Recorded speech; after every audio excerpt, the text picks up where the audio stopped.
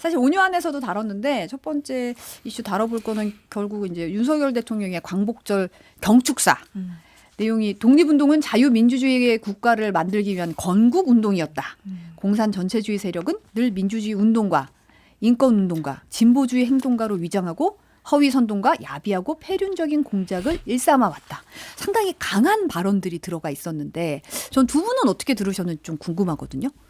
김영태 최고는 어떻게 들으셨나요? 이게 어려운데요. 이게 일단은 대통령실의 그 연설 담당하시는 분을 좀 바꿔야 되지 않을까에 대한 생각도 있었고요. 물론 이 말씀이 대통령 말씀 틀렸다라는 건 아니에요. 저는 대통령 말씀이 뭐 틀리지 않았다라고 생각되는데 광복절이었잖아요. 광복절 경축사는 대통령이 하는 연설 중에 굉장히 의미 있는 연설이고 저는 국민들께 뭔가 감동을 줄 수 있고 더 큰 어떤 비전과 그리고 또 일제 제국주의의 당시 100년 전에 맞서서 싸웠던 우리 선조들에 대한 감사함 그리고 아직까지 풀어내지 못했던 일본과의 어떤 과거사 문제 물론 미래로 나아가는 거 굉장히 중요하겠습니다만 과거사 문제를 해결하지 않고 미래로 나갈 수가 없는 것이기 때문에 여기에 대해서 대통령의 어떤 의지나 이런 것을 더 담았더라면 오히려 국민들께 더 와 닿았을 텐데 약간 이 서울 그 당시 6.25 전쟁 때 이제 서울 수복했을 때 했던 그런 표현들을 쓰셨던 거 보면 이러한 점에 있어서 국민들께서 어떻게 와 닿으셨을까에 대한 좀 아쉬움은 좀 있죠. 박선민 측은 어떻게 보셨나요? 저는 대통령이 그 국민 통합을 얘기해야 할 역사적인 날에 나라를 두 쪽 내는 부적절한 메시지를 냈다라고 생각을 합니다. 대통령의 언어를 보면 굉장히 좀 폭력적이다라고도 느껴져요. 뭐 활개를 치고 있다, 뭐 이런 표현들을 쓰시면서 공산 전체주의 세력이 뭐 허위 선동과 야비하고 폐륜적인 공작을 일삼았다라고 얘기하는 것 자체는 사실 어떻게 보면 이 반국가 세력이라고 계속 표현을 하시잖아요. 일관되게. 그러니까 이 사람들을 좀 척결하겠다라는 의지가 좀 보여지거든요. 근데 문제는 이 대통령이 이야기하는 반국가 세력이 무엇인지 정확치가 않은 거죠. 사실 대통령의 연설에서 이렇게 모호한 표현들이 나오고 있고 또 대통령이 생각하는 뭔가 허공의 적을 이렇게 상정하고 얘기하는 것 자체가 결국에 분열의 언어를 사용하고 있는 대통령의 좀 수준 낮은 그 인식을 보여준다라고 생각을 합니다. 그리고 대통령의 이 경축사에서 보여지고 있는 그 세계관이 저는 굉장히 낡았다고 생각해요. 언제적 반공, 언제적 멸공입니까? 사실 저는 이런 거에 대해서 되게 익숙치가 않은 세대거든요. 그래서 찾아보다 보면 이게 되게 옛날의 이념이더라고요. 그래서 우리나라가 지금 2023년인데 도대체 이 세계관은 거의 뭐 80년대, 뭐 70년대 수준의 세계관에 아직 머물러 계신 것 같아요. 그래서 굉장히 좀 편협하고 좀 퇴행적이고 굉장히 좀 극우적인, 극단적인 이런 인식 수준이 드러나서 광복절 경축사를 보고 좀 감동을 받았어야 할 날에 오히려 국민들께서는 좀 실망과 짜증만 늘었던 날이 아닌가 싶습니다. 그리고 이게 광복절 경축사였는데 이제 사실은 과거사 문제 언급이 없다는 데 대해서 일본 언론도 이례적이라는 표현을 하고 있긴 하거든요. 사실 이제 일본은 보편적 가치를 공유하고 공동 이익을 추구하는 파트너다. 라고 얘기를 했는데 사실 지난해 광복절 경축사가 어땠는지 제가 찾아보니까 일본은 이제 세계 시민의 자유를 위협하는 도전에 맞서 함께 힘을 합쳐 나아가야 하는 이웃이라고 했어요. 그럼 이제 이웃에서 파트너가 된 거잖아요. 그럼 이제 그 사이에 일본과 우리와의 관계에서 이웃에서 파트너가 될 만한 일이 뭐가 있었을까라고 좀 약간 의문이 드는 대목이 있긴 하더라고요. 두 분은 어떻게 보세요? 지금 한일 관계에 대해서? 오늘 굉장히 네. 말을 잇지 못하는 자리가 좀 어려운데요. 네. 지금 데이지님이 엄중한 사안일수록 청년 정치인이 목소리를 높여야 된다고 하셨어요. 일본 우리는 되게 전향적으로 나가고 있는데 미래를 향해서 대통령께서 굉장히 진지하고 또 그 여러 차례 이러한 말씀들을 해 오셨잖아요. 그래서 우리는 앞으로 미래로 나아갈 준비가 되어 있는 것 같은데 사실 일본은 아닌 것 같아요. 뭐 최근에 이 보니까 일본 총리가 이제 그 A급 전범이 있는 그 신사의 복납 네. 했던 것도 같기도 하고 자민당의 정조 회장인가요? 그분이 실제로 참배도 했었던 것 같고 그런 거 보면 아직까지 일본은 뭐 말로는 그 고노다마를 계승한다 역대 정권의 어떤 그런 것을 다 계승한다라고 말은 하고 있지만 애매모호한 말로 어떤 지금 일본 정권의 이 과거사 문제에 대한 것을 피해가려는 듯한 그러한 외교적 술사를 계속 쓰고 있는 거잖아요. 그런 상황에서 우리만 너무 전향적으로 나가는 것 같아서 저는 이 지점에 있어서는 좀 아쉽다라는 생각이 있어요. 우리가 반드시 일본에게 사과를 받아낸다라는 표현도 좀 우리가 피해자 국가인데 그 일본 제국주의에 맞서서 당시에 그 우리 그 나라가 힘이 없었을 때 우리 선조들이 정말 목숨 걸고 싸워서 지켜왔던 것도 있고 아직 그 일본 위안군 할머니 분들에 대한 문제 또 해결을 못했었잖아요. 그 대통령께서 후보 시절에 이용수 할머니 찾아가셔가지고 이제 사과 받아내겠다라고 약속하시고 손도 잡았었거든요.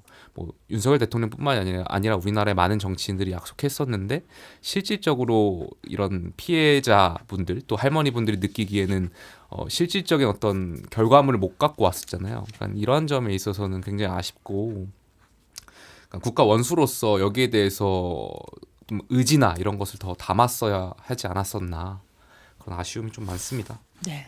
저는 왜 우리나라 대통령이 이런 이야기를 그것도 광복절에 하는지를 모르겠어요. 그러니까 일단 대통령이 연설에서 일본의 그런 여전히 반성 없는 태도로 좀 일관하고 있는 과거사 문제에 대한 지적이 없는 거, 그리고 또는 뭐 현안에 대한 일본과의 관계에 있어서 현안에 대한 언급이 전혀 없는 점에 대해서 좀 아쉽게 생각을 하고요.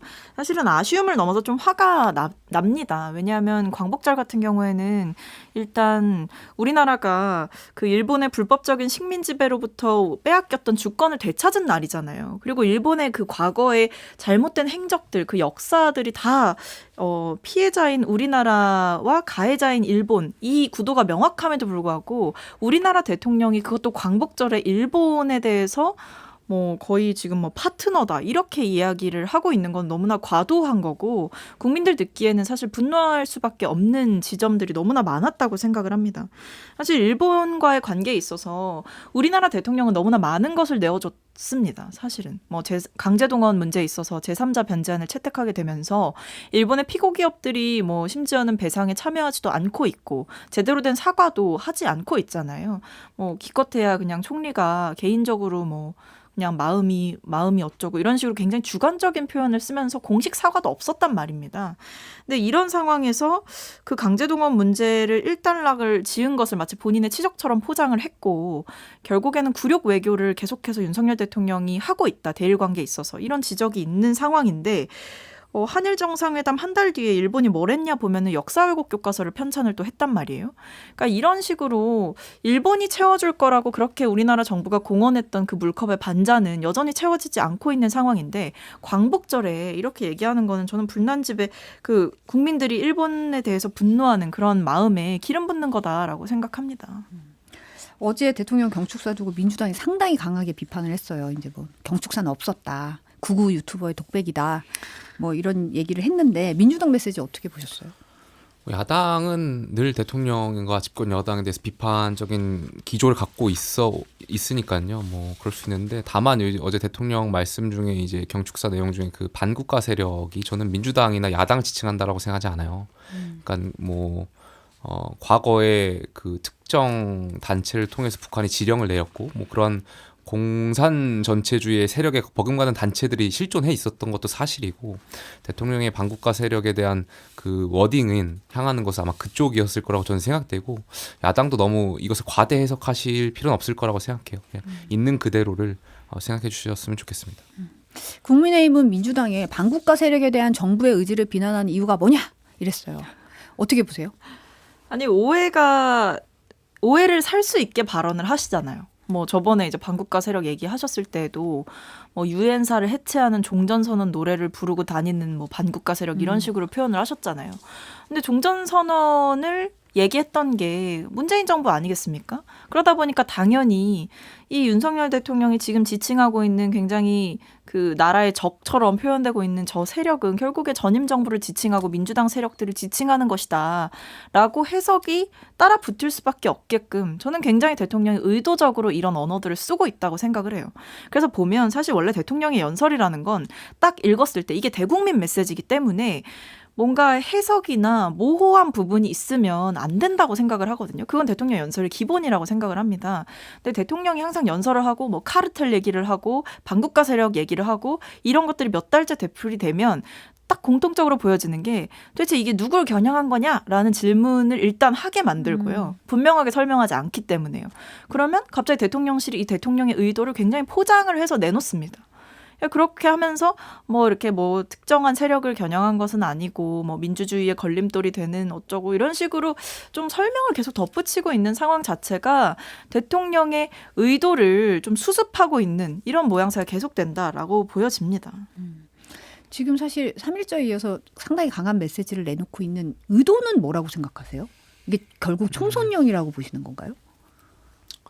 물론 이제 지지층 결집을 위한 용도도 있겠죠. 아무래도 뭐 그런 것을 대통령의 발언이 정치적인 메시지를 담고 있기 때문에 그런 측면도 있을 거라 보고, 두 번째는 저는 대통령께서 정말 그 진정으로 이 부분에 있어서 생각을 그렇게 하시는 것 같아요.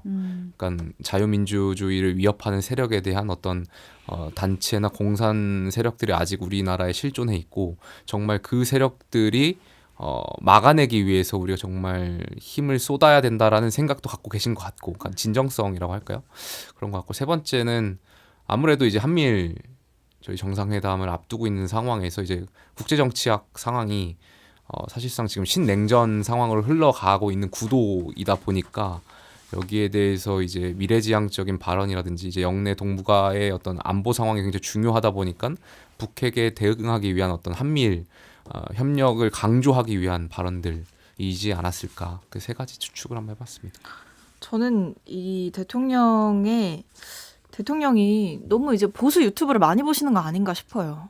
정말 극단적으로. 왜냐하면요, 제가 어제 그 경축사가 나오고 이제 속보로 그리고 전문으로 이 대통령의 연설을 제가 보고 나서 걸어가면서 도대체 이 반국가 세력이라는 그 지칭하는 대상은 누구이며 도대체 이거는 무슨 배경에서 이런 단어를 자꾸만 쓰는 걸까? 왜 자꾸 2023년에 멸공이다, 뭐 반공, 뭐 공산주의다 이런 뭐 공산 전체주의 세력 이런 말들이 왜 대통령의 입에서 나오는 걸까라는 생각을 하면서 지나가고 있는데, 어제 광화문에서 좀 이제 보수 단체 집회가 있었습니다. 그래서 뭐 정광훈 목사를 약간 추종하는 그런 세력으로 제가 알고 있는데, 어쨌든 그 집회에서 나오는 그 발언들이 이제 연설 때 올라가셔서 하시는 말씀을 들어보니까 대통령과 굉장히 유사한 얘기들을 하시는 거예요. 반체제 세력들이 우리나라에 여전히 존재하고 있고, 뭐 김일성, 뭐 김정일, 뭐 이런 사람들을 여전히 숭배하고 존경하는 사람들이 뭐 민주당부터 시작해서 뭐 곳곳에 지금 다 포진해 있다. 뭐 학생 인권조례도 그런 사람들이 만든 거다. 뭐 이런 것부터 시작해서 온갖 곳곳에 반국가 세력, 반체제 세력들이 공산주의의 이념을 가지고 우리나라를 전복시키려 하고 있다. 그래서 우리는 윤석열 대통령을 지켜야 된다. 이런 이야기를 하시는 거예요. 그래서 대통령은 연설에서 그 어제 제가 봤던 그 태극기 부대 집회처럼 구체적인 뭐 대상을 지칭하시지는 않았지만 굉장히 뭐랄까 부연 설명이 좀 되는 느낌이었달까요? 그 세계관이 통하고 있다. 이 태극기 집회하는 분들과 대통령의 세계관이 통하고 있다라는 느낌을 받으면서 제가 되게 충격을 좀 받았어요. 그래서 대통령이 저는 더 이상 이런 언어들 그리고 이런 낡은 이념에 갇혀서 사고하시지 않았으면 좋겠다라고 제발 당부드리고 싶습니다. 네. 다음 주제로 넘어가 볼게요. 고 최상병 순직 사건 둘러싸고 이제 해병대 수사단장 보직 해임 과정에서 이제 의혹이 사실 사태가 계속 번지고 있잖아요. 이 두 분은 이 사건 어떻게 보셨어요? 이례적이죠. 이것도 상식적이진 않아요. 그러니까 국민들께서 이것을 봤을 때 상식으로 납득이 잘 안 되잖아요. 그러니까 8월 초에인가요? 그 해병대 사단장 1사단장이 본인이 책임지겠다라고 이제 그런 워딩의 기사들이 나갔었고, 그때만 하더라도 국민들께서 역시 사단장이 아무래도 그 관련해서 책임을 다해서, 그러니까 병사를 지키지 못했다라는 그 책임을 다 지고 정말 참 군인의 표상이다, 이렇게 많은 분들이 평가했었던 것이 사실이고, 그러다가 근데 실제로 이제 해병대 수사단에서 수사 결과가 나갔는데 국방부에서 뭐 어떤 루트인지 모르겠지만 어디선가 이것을 이제 경찰청으로 입첩하지 말라고 지시를 내려갔다는 것 자체가 국민들께서 느끼기에는 상식적이지 않죠. 왜 이러한 것을? 그렇다면 사단장을 지키려고 그러니까 앞에서 사단장이 쇼한 건가? 이런 생각이 또 들기도 하고 그러니까 앞에서는 뭐 책임지겠다고 하지만 뒤로는 본인이 어떤 책임 안 지려고 이런 회피를 한 거 아닌가에 대한 의구심이 있을 수도 있고 국방부에서는 뭐 여기에 대해서 위관 장교들을 경찰청으로 이첩하는 것이 그 초급 장교들의 어떤 보호 측면에서 맞지 않다라고 이제 판단했던 거라고 이제 설명하는데 그것도 이제 국민들이 쉽게 납득은 못 하실 것 같아가지고 게다가 지금 또 DP 시즌 2가 이제 개봉하면서 여기에 대해서 많은 사람들이 이제 기시감도 갖고 있는 것도 있고 저는 오히려 이러한 사안에 대해서는 지금 국방부 장관이 국회에 나오셔서 이 사안에 대해서 정말 뭘 숨기려고 했던 건지 아니면 왜 그런 판단을 하려고 했었던 건지는 국민들께 저는 설명하셔야 된다라고 생각합니다. 저는 뭐 지금 누가 봐도 박정훈 전 수사단장에 대한 지금 외압이 행사되고 있는 걸로 보여요. 정황상. 왜냐하면 일단 이 수사단장이 그 수사 보고서를 경찰로 이제 이첩하는 과정이 되게 비상식적이잖아요. 일단 왜냐하면 국방부 장관의 결재까지 받았습니다. 보고를 했고 결재를 받았고 그래서 이첩하겠다라고 했는데 갑자기 이제 그거를 멈추라고 지시를 했다라는 거죠. 근데 지금 보면 박정훈 전 수사단장의 말에 따르면 명시적으로 뭐 문서로라도 그런 명령을 받은 적이 없다. 제대로 지시를 받은 적이 없다라는 것이고 근데 국방부에서는 지금 항명을 하고 있다. 이렇게 얘기를 하고 있는 것인데 사실 이게 군사법원법이 있기 때문에 또 이런 사건에 대해서 범죄가 의심되는 군 사망 사건의 경우에는 민간 검경이 수사하도록 되어 있습니다. 그러니까 이게 고 이해람 중사 사망 사건 계기로 또 이게 군 내에 제 식구 감싸기가 더 이상 반복돼서는 안 된다. 또는 권력에 의한 은폐, 축소가 이뤄져서는 안 된다. 이런 문제 의식을 다 같이 공감하고 있었기 때문에 만들어진 변화인 거거든요. 근데 여기에 대해서 군에서 지금 이런 식으로 또다시 뭔가를 은폐하려고 하는 듯한 모습을 보여주는 거는 굉장히 부적절하다라고 생각을 하고요. 사실 고 최상병 같은 경우에는 너무나 안타까운 일이지 맞아요. 않습니까? 사실 구명조끼 그거 하나가 뭐가 그렇게 어렵다고 제대로 그 금쪽 같은 그 자식을 떠나보낸 그 유가족들의 마음을 생각해보더라도 너무나 이 지시 자체가 좀 무리했던 것 아니냐. 그렇기 때문에 이 사단장이 절대 이 책임에서 회피할 수가 없는 것이다라는 지적이 분명히 있는데도 불구하고 지금 수사단장의 말에 따르면 어쨌든 뭔가 그 혐의자 자체를 굉장히 축소하려고 하는 듯한 뭐 직접적인 책임이 있는 사람만 뭐 명시를 해라던가 아니면 그 수사 보고서를 갑자기 뭐 좀 수정을 하려는 식으로 이제 외압이 있었다라는 거 아닙니까? 이건 누가 봐도 절차 자체가 굉장히 이상하고 그냥 경찰로 이첩해서 수사를 하면 될 일인데 이걸 뭔가 윗선에서 개입해서 무마하고 축소하고 은폐하려는 듯한 정황들이 곳곳에 있는 게 저는 굉장히 좀 이상하다라고 생각합니다. 민주당이 사실 특검 도입하자고 했고 이제 보고 있는데 국민의힘 내에서는 이 상황 어떻게 보고 있어요? 김웅 국민의힘 의원 같은 경우에는 수사단장 공격하면 국민의힘이 아니라 권력의 힘일 뿐이다 이런 식으로 얘기도 하고 했는데 그러니까 국방위원분들의 생각은 좀 다를 수 있겠지만 많은 분들이 여기에 대해서 국민들하고 생각이 비슷할 거예요. 아마 의아하게 보고 있죠. 근데 저는 일단 군에 저도 이제 장교 출신인데 몸에 담았던 사람으로서 국방부가 이제 집단 항명이라는 처음에 집단 항명 수계 혐의에서 지금 항명으로 항명을 바뀌긴 바뀌었긴 했지만 네. 이 혐의는 좀 국방부 스스로가 좀 거둘 필요가 있지 않나 생각해요. 그러니까 지금 너무 이게 군대는 굉장히 특수한 조직이기 때문에 물론 상명하복과 군기가 굉장히 매우 중요하다고 저는 생각해요. 근데 집단 항명이라는 것 자체가 글쎄요 뭐 이것이 우리가 생각하는 집단 항명은 이러한 집단 항명이 아니잖아요. 그렇기 때문에 국방부도 이러한 혐의를 좀 거둘 필요가 있다라고 생각되고요. 그다음에 이 수사단장도 어떤 외압을 받는지 제가 뭐 이 언론을 통해서 보기 때문에 뭐 그분이 느끼는 것은 잘 모르겠습니다만 그럼에도 불구하고 이분도 이제 군인이시잖아요. 그러니까 물론 본인이 지금 어떤 궁지에 몰리고 또 정의를 위해서 이제 말씀하시고 있다곤 하지만 그럼에도 불구하고 이제 군의 공보 규정이라든지 어떤 이런 것이 있기 때문에 이제 방송에 나가셔가지고 이런 개별적인 행동들 하는 것이 결과적으로 군인의 모습에서 봤을 때는 또 이것이 나중에 또 불리하게 작용할 수도 있기 때문에 이러한 것도 좀 자중하실 필요가 있을 것 같은데 결과적으로 저는 초반에 말씀드렸듯이 이 문제를 해결하려면 이 수사단장이 왜 이런 행동을 하게 했는지 도대체 국방부의 윗선에서 무엇을 감추려고 했었던 것인지 장관이 떳떳하게 국민들께 나오셔가지고 여기에 대해서 말씀을 밝히셔야 국민들도 납득하시지 않겠어요?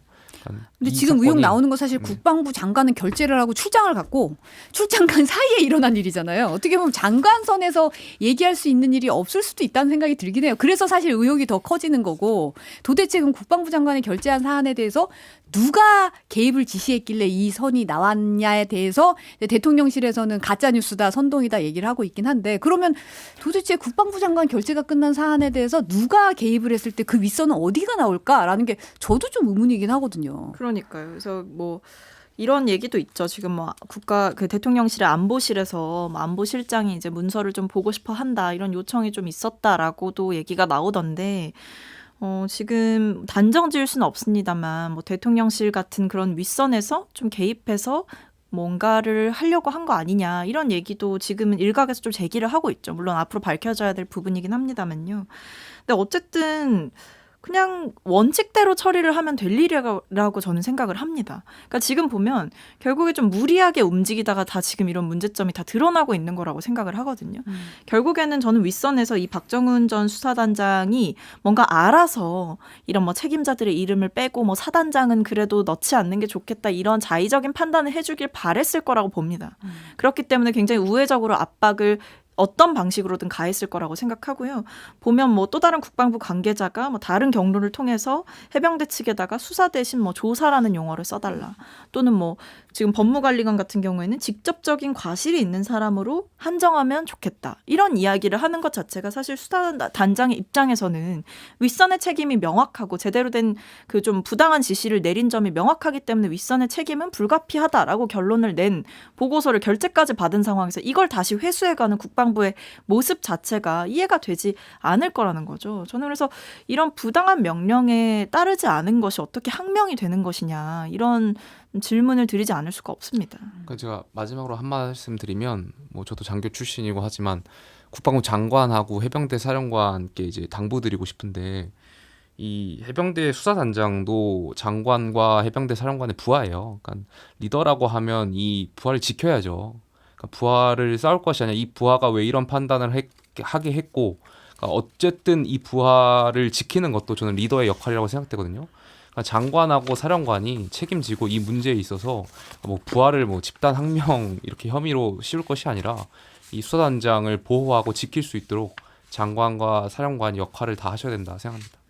지금 군검찰 수사심의위원회 구성된다는 속보가 오늘 오전에 올라왔는데 좀 더 이 부분에 대해서 어느 부분에 뭐가 개입이 됐는지 아니면 뭔지 이제 말만 무성하고 의혹만 나오고 있고 뭐 선동한다 가짜뉴스다 이런 얘기만 나오고 있으니까 어떤 단계에서 뭐가 있었는지 좀 명명백백하게 밝혀져야 된다고 생각을 해요. 사실 최상병 순직 사건 같은 경우는 다시는 일어나면 안 되는 사건이기도 하기 때문에 이런 과정에서 좀 또 다 밝혀져야 국민들도 좀 속이 좀 시원하실 것 같아요. 그러니까 저는 뭔가 이런 문제에 있어서 제발 좀 뭐 가짜 뉴스다 이런 식으로 대응 좀 안 하셨으면 좋겠고요. 지금 우리가 최상병의 죽음을 두고 굉장히 많은 국민들이 가슴 아파하셨고 군에서 왜 이런 1차적인 안전수칙도 제대로 지키지 않았느냐 이런 문제 제기를 계속해서 하고 계시거든요.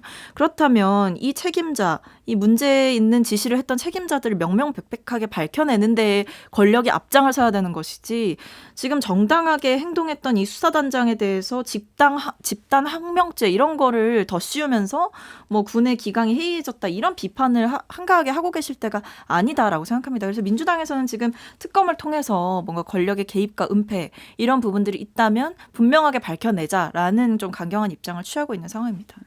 거기에 대해서 이제 국민의힘이 이제 이게 뭐 방탄 아니냐 이재명 대표를 향한 이런 얘기도 좀 있고 사실 내일 검찰 소환 조사 앞두고 있잖아요. 이재명 대표가 내부 분위기는 어때요? 편집글도 쓰고 이러셨던데?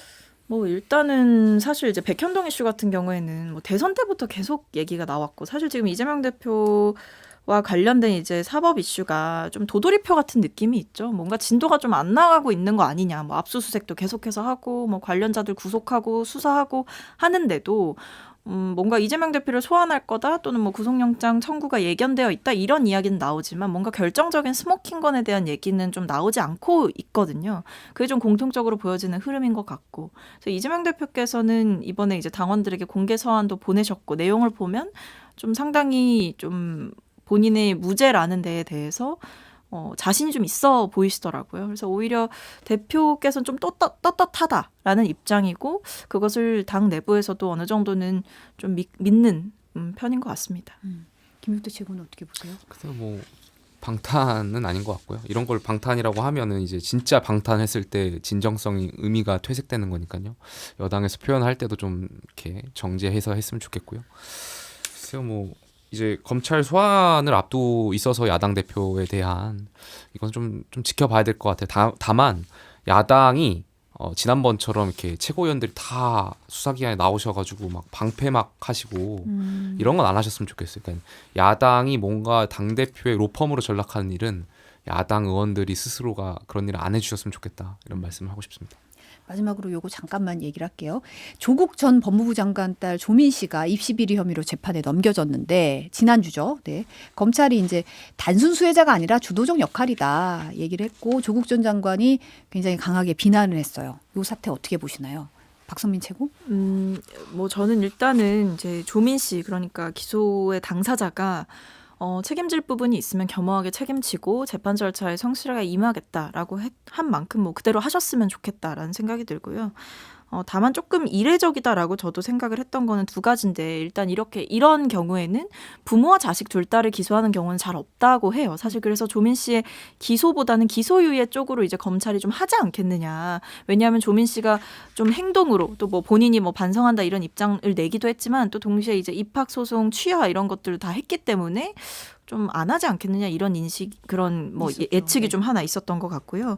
하나 더는 이제 조국 전 장관과 정경심 씨에 대해서 검찰이 좀 이례적으로 그 뭐 조사실이나 또는 법원에서 입장을 밝히는 것이 아니라 좀 공개적으로 이제 입장 표명을 해달라라고 요구를 한 걸로 보여요. 그러니까 네. 조민 씨 기소를 앞두고, 그러니까 그것이 결국에는 이제 본인의 의사와 상관없이 이제 자식의 기소 문제 때문에 약간 입장을 내야 하는 그런 상황으로 만드는 거는 조금 적절치 않은 부분이 있었던 것 같다.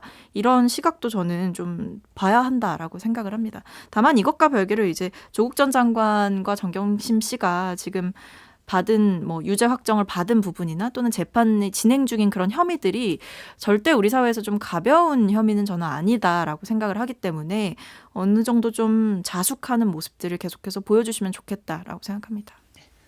뭐 이례적이라고 말씀하셨는데 뭐 1가구 1기소가 뭐 법적으로 있는 것도 아니고 그러니까 물론 잘못했으면 저는 여기에 대해서 당연히 벌을 받아야 된다라고 생각하고요. 그러니까 다만 법은 저는 관용을 베풀어야 된다라고 생각해요. 물론 법은 관용을 베풀어야 된다고 생각하고 그런데 이 관용을 베풀 때는 정말 사회적 약자라든지 정말 살기 정말 어려우신 분들, 불쌍한 분들에게 법이 관용을 베풀어야 된다라고 생각하고 있고요.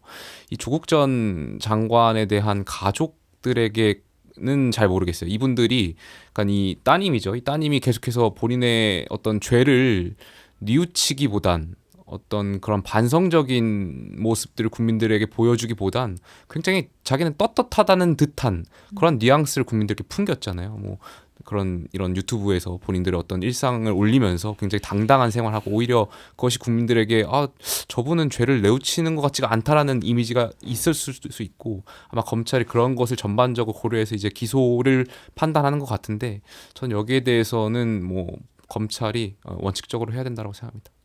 오늘 말씀 여기까지 듣겠습니다. 박선민, 김용태 전 최고위원 함께했습니다. 오늘 네. 감사합니다. 감사합니다. 감사합니다.